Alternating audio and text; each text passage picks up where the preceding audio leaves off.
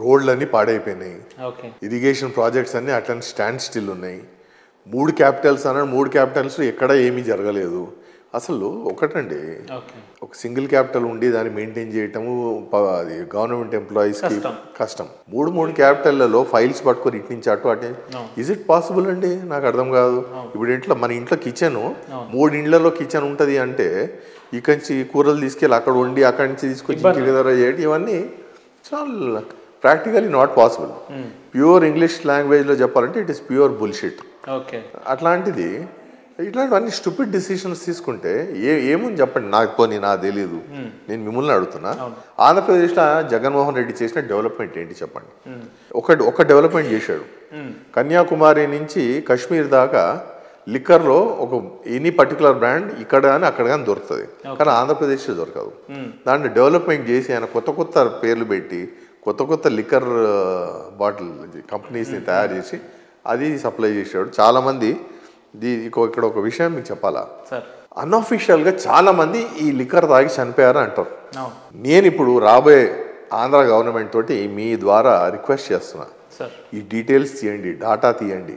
అసలు వీళ్ళు సప్లై చేసిన మంది ఏంటి, దాన్ని ల్యాబ్లకు పంపించి టెస్ట్ చేయించి is it really good, harmful or not అనేది ఒక ఎంక్వైరీ చేసి ఎంతమంది చనిపోయినారు వాళ్ళందరూ ఫ్యామిలీస్కి కాంపన్సేషన్ ఇవ్వమని నేను కోరుతున్నా. నాకు మందు అలవాటు లేదు, కానీ మందు అలవాటు ఉన్నోళ్ళకి మంచి మందు తాగాల, ఆఫ్టర్ హార్డ్ డేస్ వర్క్ 2 పెగ్గులు తాగాల అని ఉంటుంది. అలాంటిది వాళ్ళకి చీప్ లిక్కర్, అడల్టరేటెడ్ లిక్కర్ ఇచ్చి వాళ్ళ ప్రాణాలు తీసుకుంటే మళ్ళీ ఫ్యామిలీ మెంబర్స్ ఇట్లనే రియాక్ట్ అవుతారు. నేను యాజ్ ఎ బెనిఫిషియరీ అనుకుందాం, let me think that I'm beneficiary of Jaganmohan Reddy schemes. నా ఇంట్లో 6 స్కీమ్లు వస్తుండొచ్చు, కానీ అడల్టరేటెడ్ లిక్కర్ తాగినందుకు మా ఇంట్లో ఒక ఫ్యామిలీ మెంబర్ చనిపోతే ఓటేసేటప్పుడు నాకు నా మనిషి చనిపోయిందని గుర్తుంటుందా? మరి మరి వెరీ సింపుల్ కదండి. మీరు why are you playing with peoples lifes? ఎప్పుడైనా కూడా జనరల్గా ఒక కామన్ మ్యాన్కి ఏదో ప్రాబ్లం ఉంటుంది లైఫ్లో, different, it can be anything, family problems కానీ ఎనీథింగ్. అలాంటి మనిషిని you should try to solve his problems. ఆయనకు ఉన్న కష్టాలు తీర్చాలని ప్రయత్నం చేయాలి, కానీ ఎడిషనల్ బర్డెన్ వేయద్దు. ఇప్పుడు మీరు ఇదే సేమ్ థింగ్ లిక్కర్ ఎగ్జాంపుల్ తీసుకోండి. బయట దొరికే 100 రూపాయల బాటిల్ ఇక్కడ ఆంధ్రప్రదేశ్లో 300కి కొనటం అనేది ఏంటంటే ఇజ్ ఇట్ రియల్లీ గుడ్? అదొకటి. ఇసుక రేటు కూడా మీరు చూడండి ఎంత పెరిగిపోయింది. రోడ్లన్నీ డ్యామేజ్ అయినాయి. ఏ కాంట్రాక్టర్కి డబ్బులు లేవు, ఏ కాంట్రాక్టర్ పని లేదు. మరి ఎక్కడ పోయింది ఈ డబ్బంతా? ఇప్పుడు మీరు చూస్తే దాదాపు 5 లక్షల కోట్ల అప్పు ఉంది ఏపీ గవర్నమెంట్కి.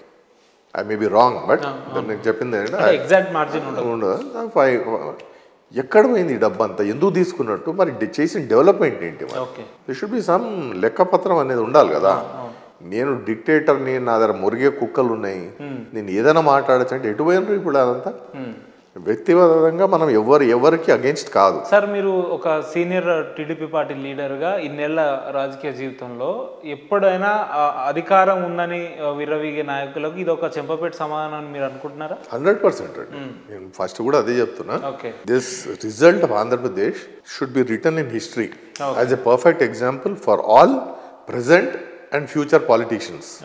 మీకు పవర్ వచ్చింది కదా అని నోటుకు వచ్చింది మాట్లాడి ఇష్టం వచ్చిన డిసిషన్ తీసుకొని కామన్ మ్యాన్ లైఫ్ని మీరు ఎఫెక్ట్ అయ్యేలాగా బిహేవ్ చేసి ఆపోజిషన్ లీడర్స్ మీద కక్ష సాధింపు చేయటం అనేది కరెక్ట్ కాదు. మిమ్మల్ని పవర్లోకి తెచ్చింది ప్రజలు, తెచ్చేది మీకు ఒక అవకాశం ఇచ్చినందుకు. ఎందుకు ఒక కొత్త విధానమైన డెవలప్మెంట్ చేస్తారు, కొత్త విధానమైన ఇంప్లిమెంటేషన్ చేస్తారు. You will rule the state or country in a nice manner. Administration మీకు కొత్తగా ఉంటుంది. దానికి మేము బాగుపడతాం, మాకేదో లాభం చేరుకుంటుందని అనుకున్న ప్రజలకి ఇలాంటి డిసప్పాయింట్మెంట్ ఇచ్చిస్తే మరి ఎలక్షన్ అప్పుడు తప్పకుండా ఇలాంటి పరాజయం. మీ అనాలిసిస్ లో వైసీపీ పార్టీ అధికారం కోల్పోవడానికి ప్రధాన కారణాలు ఒక 2-3 అంటే ఏం చెప్తారు సార్? ప్రధాన కారణం అంటే చాలా ఉన్నాయండి, బట్ జనరలీ ఏంటంటే అక్కడ వైసీపీ వాళ్ళు చేయటం ఏంటంటే ఒక సోషల్ సెక్యూరిటీ అనేది లేకుండా ఒక ఏదైతే ప్రజలని గురి చేశారో that is the main thing. Second thing, economy మొత్తం కూడా డోల్ డ్రమ్స్లోకి వెళ్ళిపోయింది. ఏ డెవలప్మెంట్ లేదు, కొత్త ఇన్కమ్ లేదు. ఎప్పుడు పోయినా కూడా సెంట్రల్ గవర్నమెంట్ దగ్గర పోయి డబ్బు అడుక్కొని తెచ్చుకొని శాలరీస్ ఇవ్వటము ఇవన్నీ చేయటమే తప్ప కొత్త సంపద సృష్టించడం అనేది జరగలేదు. ఏ విధానమైన ఎవరైతే నమ్ముకొని ఆయనకి ఓటు వేశారో జగన్మోహన్ రెడ్డికి వాళ్ళందరూ కూడా డిసప్పాయింట్ అయిపోయారు. ఇప్పుడు మీరు చూస్తే మర్డర్లు ఎక్కువ జరిగినాయి, అందరికీ తెలుసు. వైఎస్ వివేకానంద రెడ్డి హత్య ఎవరు చేశారని అందరికీ తెలుసు. ఇప్పుడు సొంత ఫ్యామిలీలోనే ఇలాంటి అరాచకం జరిగినప్పుడు మరి మీ లోవర్ క్యాడర్ ఏం చేస్తారండి? మీ లోవర్ క్యాడర్ కూడా ప్రతి ఊర్లో మీరు ఒక స్పై సిస్టమ్ తయారు చేశారు. మీరు ఏమని వాలంటీర్స్ అని, వాళ్ళు ప్రతిరోజు మీరు చేసే యాక్టివిటీ మీద నిఘా పెట్టడం, మీరు ఏం చేస్తున్నారని చెప్పేసి రిపోర్ట్లు పంపించటం, ప్రతి మనిషికి ఒక కాన్స్టెంట్ స్టేట్ ఆఫ్ ఫియర్. ఎప్పుడు మా మీద ఎలాంటి రిపోర్ట్ వెళ్తుందో దాన్ని ఏ విధానంగా వాళ్ళ అధినేత తీసుకొని ఏం యాక్షన్ తీసుకుంటారు ఏంటో అనేది తెలియదు కదా అందరికి. అలాంటి పరిస్థితుల్లో బతకటం మన ఫోర్ ఫాదర్స్ అందరు కూడా పోరాటం చేసి మనకు స్వాతంత్రం ఇప్పించింది ఇలాంటి రూల్ వద్దనే కదా. ఎంతో మంది ఎన్నో వేల మంది ప్రాణాలు కోల్పోయి ఆ రోజుల్లో 1947లో మనకి ఇండిపెండెన్స్ వచ్చింది.